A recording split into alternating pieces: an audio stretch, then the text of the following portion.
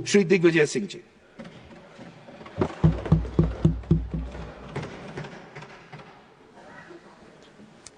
माननीय सभापति महोदय, बहुत बहुत धन्यवाद। इलेक्टोरल रिफॉर्म पर माननीय अमित शाह जी ने जो लोकसभा में भाषण दिया, मैं वहीं से शुरू करूंगा और अंत भी वहीं से करूंगा। राहुल जी के जितने भी सुझाव थे, जो उनके बिंदु थे, उसका एक भी उत्तर उन्होंने नहीं दिया। Digital You continue, please. Digital machine readable पारदर्शी वोटर रोल होना चाहिए, इसमें क्या आपत्तिजनक थी? होना चाहिए कि नहीं होना चाहिए?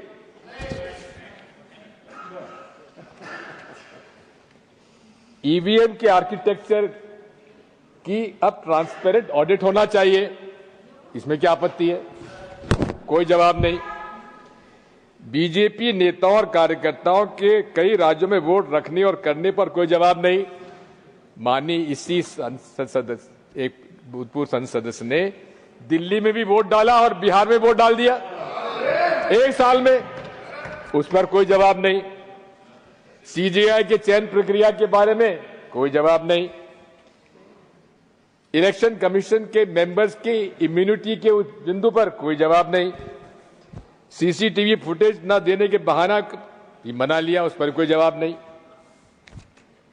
और आखिर में उन्होंने कहा कि मैंने रात को भाषण देने के पहले एक रात को मैंने माननीय चुनाव आयोग से पूछा, तुम्हारे पास कोई सुझाव आया कि नहीं आया?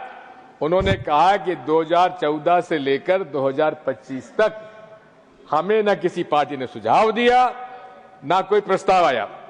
माननीय सभापति जी, मैंने माननीय सभा हमारे अध्यक्ष जी को 21 पत्र वो की प्रतिलिपि दे रहा हूं, जो सिटीजन्स कमीशन ऑन इलेक्शंस के जस्टिस लोकुर के द्वारा 21 पिटीशन दिए गए चुनाव आयोग को, उनको एक्नॉलेजमेंट तक नहीं हुआ।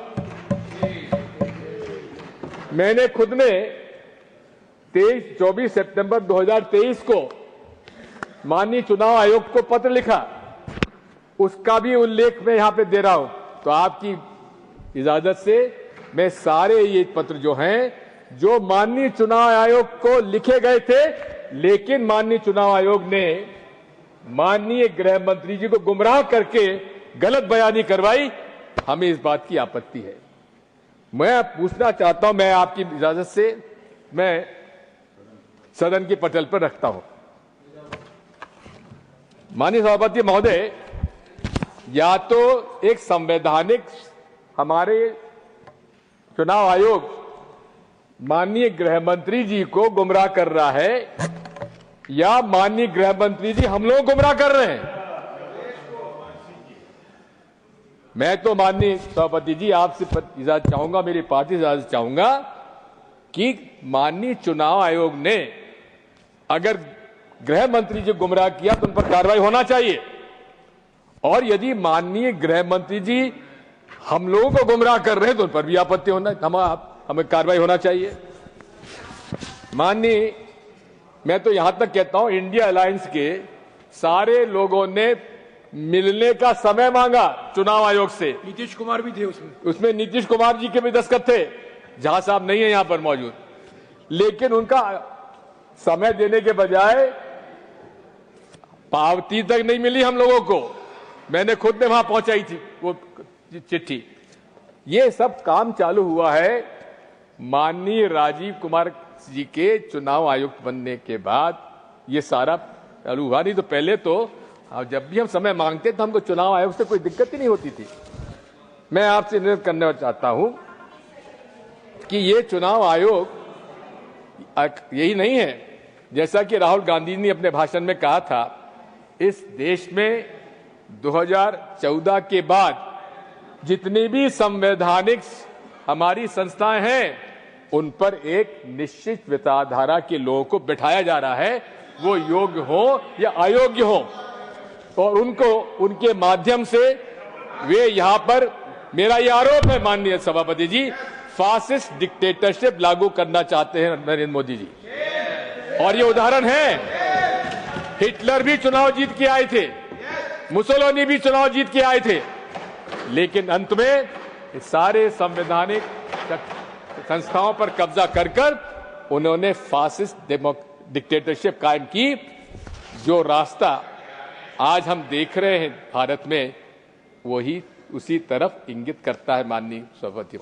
आज रशिया भी कहता है, पुतिन भी कहते हैं कि मैं चुनाव जीत के आता हूं। नॉर्थ कोरिया के हमारे वो भी कहते हैं कि हमने चुनाव जीत के आता हूं। इसी प्रकार के चुनाव यहां हो रहे हैं सभापति जी। मुझे भी 50 साल हो गए राजनीति में, किसी भी चुनाव में किसी राजनीतिक दल के 94% स्ट्राइक रेट अभी हमने तो देखी नहीं। ये कहां से हो गया? अब वोटर लिस्ट के बारे में, किसी भी सफल लोकतंत्री व्यवस्था के लिए, निष्पक्ष चुनाव होने के लिए फुल प्रूफ मतदाता सूची होना चाहिए, इसमें किसी को आपत्ति नहीं होना चाहिए। आर्टिकल 324 भी यही जवाबदारी इलेक्शन कमीशन को देता है कि चुनाव आयोग की जवाबदारी है कि हर नागरिक का वो वोट मतदाता सूची में शामिल करे, और यही होता है अभी तक। अभी तक तो बूथ लेवल ऑफिसर हमारे घर आता था, फॉर्म वो भरता था, हम नहीं भरते थे, और वही हमारे नाम जोड़ता था। अब ये एसआईआर कहां से आ गया? हमसे नागरिकता के प्रश्न पूछा जा रहा है, हमारे दादा बाप दादा का पूछा जा रहा है कि इनका मतदाता सूची में नाम था कि नहीं था। अरे कई हमारे ऐसे परिवार है जिन्होंने मैट्रिकुलेशन नहीं किया, ना उनके बाप ने किया, ना दादा ने किया, उनसे मैट्रिकुलेशन का सर्टिफिकेट मांगा जा रहा है। क्या ये उसकी नागरिकता का चयन हो रहा है या मतदाता की सूची बन रही है? मैं आपसे अनुरोध करना चाहता हूं कि just 1 second. You refer to the name of a specific person who is not a member of this house. Okay, fine. Rajeev Kumar sir, पूर्व चुनाव आयोग, brought it to your notice, that's all. इनके पहले के पूर्व के चुनाव आयोग एक्सेप्टेड सर। समरी रिवीजन का जो इशू है, ये भी मैं समझता हूं इसकी आवश्यकता नहीं है। जब हर साल माननीय चुनाव आयोग एक साल में 4 बार समरी रिवीजन करता है, तो फिर एसआईआर की आवश्यकता क्या है? मैं आपसे निवेदन करना चाहता हूं, अब ये एसआईआर का निर्णय भी किसने लिया ये भी मालूम नहीं है। इसके 2 आरटीआई लगे। आरटीआई एक्ट के अंतर्गत 30951, 30952। अंजलि भारद्वाज हमारा एक सिविल सोसाइटी एक्टिविस्ट थे, उन्होंने आरटीआई लगाए। एक आरटीआई लगाया कि भाई 2025 का एसआईआर पूरे प्रांतों में करा जा रहा है, उसका कोई फाइल पर आदेश हुआ है कि नहीं हुआ है। लेकिन उसका जवाब क्या आया सीपीओ का, उनका जो अफसर होते हैं इलेक्शन कमीशन के, कि इस प्रकार का कोई हमारे पास फाइल पर आदेश नहीं है एसआईआर 2025 कराने का। फिर उनका दूसरा था, आपने बिहार में एसआईआर कराने का निर्णय जब लिया तो क्या उसमें आपने कोई इसमें आदेश किया है? फाइल पर कोई आदेश नहीं हुआ। मैं निवेदन करना चाहता हूं कि अब वोट चोरी की बात है, वोट चोरी की बात सामने है, चारों तरफ हमको देख ही रहे। कर्नाटक, हरियाणा, महाराष्ट्र में अनेक प्रमाण राहुल गांधी जी ने दिए। अब ये भी एक चिंता का विषय है कि एक व्यक्ति के 3-3, 4-4 जगह 25-25, 50-50 जगह नाम जुड़े हुए हैं। बड़ी आसानी से डी डुप्लीकेशन सॉफ्टवेयर के उपयोग से आप 1 मिनट में सारे नाम पता लगा ले। लेकिन जब ये बात सामने आई तो माननीय चुनाव आयोग को संज्ञान में लेने के बजाय उन्होंने डी डुप्लीकेशन सॉफ्टवेयर का उपयोग करना ही बंद कर दिया। आखिर ये पक्षपात नहीं तो और क्या है माननीय सभापति महोदय? मैं सुझाव देना चाहता हूं। अभी तो क्या है कि जिस दिन चुनाव की घोषणा हुई उसके बाद वोटर लिस्ट उम्मीदवार को दी जाती है, लेकिन प्रिसाइडिंग ऑफिसर को जिस दिन वोटिंग होता है उस दिन अलग लिस्ट दी जाती है, जिसको वोटर लिस्ट के अलग मिलती है, जबकि उसके बीच में उस पीरियड में डिलीशन और एडिशन का अधिकार क्यों आपने दिया हुआ है?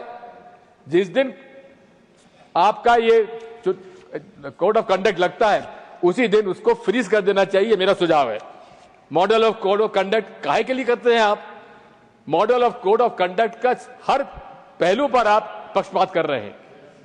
अब आप बताइए, नरेंद्र मोदी जी, उनका नाम तो मैं ले सकता हूं ना, प्रधानमंत्री जी, कर्नाटक में वोट का कहते हैं, कर्नाटक के मतदाता भाइयों और बहनों, बजरंगबली का नाम लो और भाजपा को बटन दबा दो। ये model of code of conduct में पूरी सब आता है कि नहीं आता है, आप बताइए। दूसरा, हर भाषण में मुसलमान, शमशान, कब्रिस्तान, हिंदुस्तान, पाकिस्तान, क्या model of code of conduct में नहीं आता? क्या सेक्शन 123, 125 रिप्रेजेंटेटिव पीपल एक्ट का उल्लंघन नहीं है? पुलवामा के शहीदों से, युवकों से वोट मांग रहे हैं राजस्थान में और उनको नोटिस तक नहीं दिया गया। ये क्या पक्षपात नहीं है? अब पक्षपात दल बदल हुआ महाराष्ट्र में। सामान्य तौर पर जब भी पार्टी का विभाजन होता है तो उस पार्टी के सिंबल को फ्रीज कर दिया जाता है, लेकिन वहां पर शिवसेना का चुनाव चिन्ह शिंदे जी को दे दिया और एनसीपी का चुनाव चिन्ह अजीत पवार साहब को दे दिया। क्या ये पक्षपात नहीं है? आखिर ये अशोक लवासा ने एक डिसेंट नोट लगाया, उनके खिलाफ छापे पड़ गए, उनको इस्तीफा देना पड़ा। इसी प्रकार से जैसा पूर्व वक्ताओं ने कहा है, मेरा आपसे अनुरोध है कि ये डायरेक्ट कैश बेनिफिट ट्रांसफर की योजना के बारे में थोड़ा विचार करना चाहिए। दौरान चुनाव के तेलंगाना, तमिलनाडु में तो चुनाव आयोग ने रोक दिए, लेकिन बिहार में उन्होंने तो यहां तक भी इस बार इतने लोगों को 10 लाख, इतने 10 लाख, इतने लोगों को इस तरह से बांटा है हर वोटिंग के दिन तक। इसमें पूरा इस तरह से एंटी डिफेक्शन लॉ, अरे हमारे विधायकों को तोड़ तोड़कर उन्होंने सरकारें बना ली, एंटी डिफेक्शन लॉ लागू नहीं हुआ। मेरा सुझाव माननीय सभापति जी, जो पार्टी से डिफेक्ट करके जाता है उसको 6 साल तक के लिए चुनाव लड़ने से उसको रोका जाए। मैं रजिस्ट्रेशन ऑफ पॉलिटिकल पार्टीज की भी बात करता हूं। अनरिकॉग्नाइज्ड पार्टीज 2763 है। क्या मजाक बना रखा है? इसको कठोरता से काम करना चाहिए, इसको नहीं रिकॉग्निशन का। मनी पावर, अब मनी पावर का तो हद हो गई है। आप जिस प्रकार से मनी पावर का उपयोग हो रहा है, हम पर झूठ पे वो बात करने की हमको बाध्यता कर पड़ता है। कौन से लोकसभा चुनाव 70 लाख में पूरा हो जाता है? हर मत, जहां तक कि नरेंद्र मोदी जी, अमित शाह जी को भी झूठा प्रमाण पत्र देना पड़ता है कि उनका चुनाव खर्च केवल 70 लाख रुपए में हुआ है। इस पर जो सीलिंग है उसको हटाया जाना चाहिए। मैं तो ये भी कहता हूं कि इस पर सुपर रिच पर टैक्स लगाए जाने की आवश्यकता है और नेशनल इलेक्शन फंड की जरूरत है, जिसका कि बंटवारा जितना परसेंटेज ऑफ वोट जिसके पास आया उसके हिसाब से वितरण कर दिया जाना चाहिए।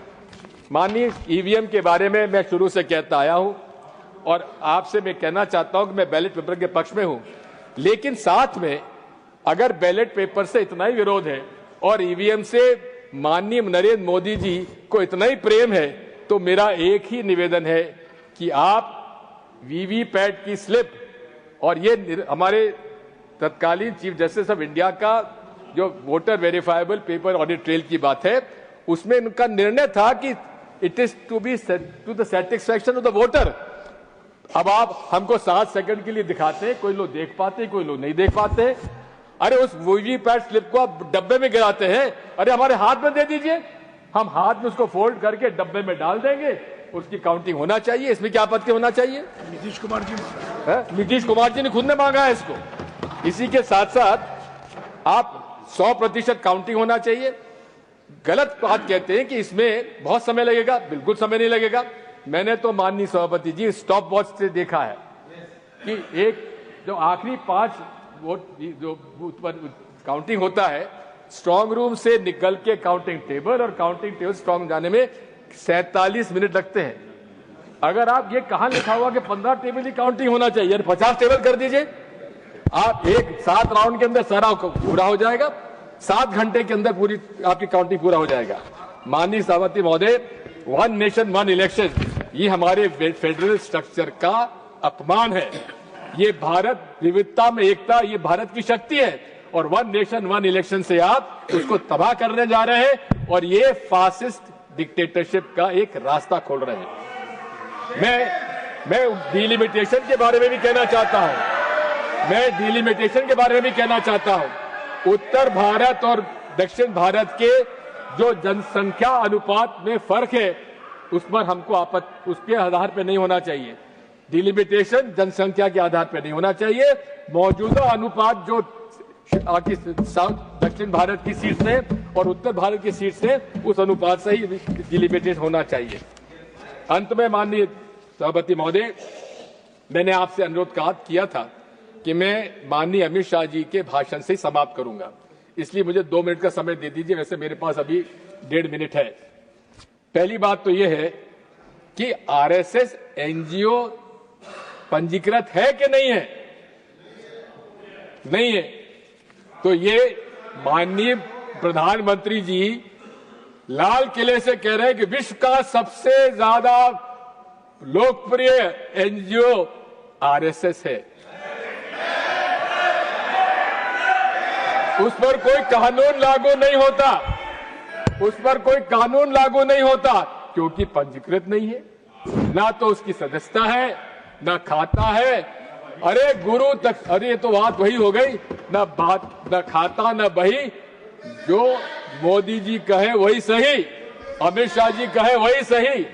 मैं अनुरोध करना चाहता हूं कि उनकी गुरु दक्षिणा आती है करोड़ों रुपए में, आती है कि नहीं आती है? घनश्याम तिवारी जी आप बताइए, आप देते हैं? हाँ। अरे वो किस खाते में जाती है तिवारी जी? अरे गुरु दक्षिणा जाती किस खाते में, कभी पूछा आपने? उस खाते में तो बता दीजिए। अंत में माननीय अध्यक्ष सभापति जी, उन्होंने कहा था कि हाँ, गर्व से हम कहते हैं नरेंद्र मोदी जी संघ के प्रचारक रहे हैं, और उन्होंने खुद के लिए कहा कि वे भी 10 साल की उम्र से शाखाओं में जाते थे। मेरे भी मित्र लोग हैं सभापति जी, आरएसएस में कई लोग हैं। मैंने पता लगाया, मैंने जानकारी ली कि अमित शाह जी कभी आरएसएस में रहे कि नहीं रहे। सबने कहा कभी आरएसएस में रहे ही नहीं है। Thank you. इसलिए नादा आपसे निवेदन करना चाहता हूँ। थैंक यू सर, मैं आपसे अनुरोध करना चाहता हूँ। The other side is saying please authenticate it. Authenticate. I will authenticate. Right. He's saying he's authenticating. Let's conclude. I am authenticating. Let's I will conclude. authenticate. Amit Shah ji, अगर अमित शाह जी यहाँ खड़े होकर, One second. Honorable Minister. Yes. एक minute sir, एक minute. Honorable Minister. सभापति जी, गृह मंत्री जी लोकसभा में इस इलेक्शन रिफॉर्म की चर्चा का जवाब देते समय उन्होंने ये कहा, ये एकदम असत्य बोल रहे हैं। उन्होंने ये कहा कि मैं 10 साल की उम्र से एक नारा लगाता आया हूं कि गली गली में नहीं, गलियां सुनी है, शहर की गलियां सुनी है, इंदिरा गांधी खूनी है, ये नारे लगाता है। ये कहा था, ये तो कहा ही नहीं था जो ये कह रहे हैं। ये असत्य बोल रहे हैं, और आरएसएस का मैं हूं, इसका मुझे गर्व है, ये कहा। Okay, please conclude. Please conclude. शहर की गलियां सुनी है और इंदिरा गांधी खूनी है, ये नारे लगाए अमित शाह जी ने। कहा मैं 10 साल की उम्र से लगा रहा हूं। Please conclude. Please conclude. उन्होंने आरएसएस में अमित शाह जी रहे कि नहीं रहे, उस पर कोई अपनी बात नहीं की। उन्होंने स्वीकार कर लिया, और मैं चुनौती देता हूं अमित शाह जी को, यहां अगर वो खड़े होकर जो आरएसएस की प्रार्थना सभा है, Please conclude. Please conclude. Please conclude. वो not going anywhere with this. Sir, We're not going anywhere with this. Sir, अंत में मैं आपसे कहना चाहता हूं। He's concluding. I'm concluding. Sir, I'm concluding. I'll come to you. Sir, I'm concluding. Please conclude. Sir, I'm coming to you. I'm coming to you. Please conclude. Honorable member, please conclude. Sir, I'm concluding. Yes. Thank you. Yes, please. Honorable Minister. Everybody, सब लोग बैठ जाए। Honorable Minister. जो एक बार भी RSS की शाखा में जाता है और ध्वज प्रणाम कर लेता है, वो आरएसएस का सदस्य होता है। यही उन्होंने कहा कि मुझे गर्व है कि मैं आरएसएस का सदस्य हूं, यही कहा उन्होंने।